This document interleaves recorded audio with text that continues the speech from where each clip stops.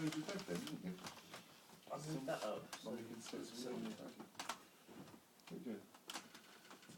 Yeah.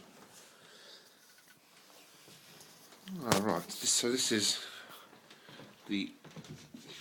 Let's start with the outside.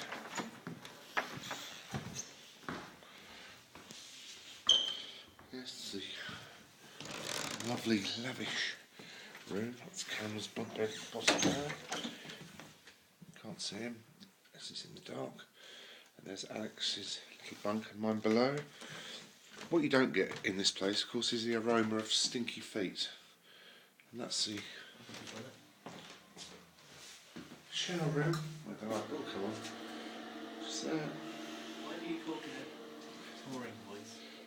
Does it on every video? Every night. Yes, every video mate.